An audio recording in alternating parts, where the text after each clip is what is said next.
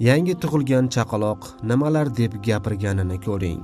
Assalomu alaykum hurmatli tomoshabin, ushbu ibratli videoroligimiz YouTube'da keng tarqalishi uchun like va podpisatsiya tugmasini bosib qo'yishni unutmang. Barchangizdan Alloh rozi bo'lsin. Yoshgina go'zal ayol chaqaloqning yonida qarib qolgandek ko'rinar edi. Chaqaloqning jingalak sariq sochlari, katta moviy ko'zlari, biroz bo'rtib chiqqan burni, qip-qizil lablari o'ziga yarashib turar edi.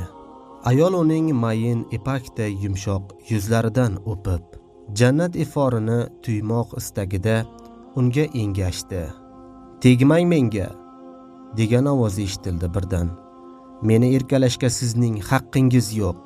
Ayol qo'rqib ketib, atrofga alangladi. O'zi va chaqaloqdan ortiq boshqa hech kimni topa olmadi. Ovoz yana eshitilgach, go'dak yoniga qaytdi. "Xudoyim-ey, yangi chaqaloq bo'lishiga qaramay gapirarkan-da.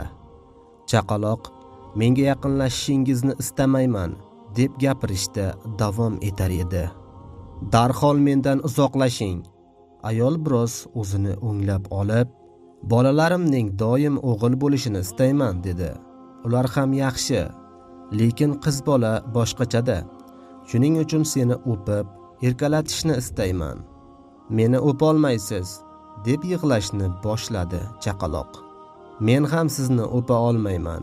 Buning iloji yo'q." "Nega?" deb so'radi ayol. "Nega o'pa olmaysan?" Chaqaloq hiqillab bo'g'ilgancha dedi. "Buning sababini o'zingiz bilishingiz kerak. Yaxshilab o'ylasangiz, aniq topasiz." Ayol nimalar bo'lib o'tganini eslab o'ziga keldi.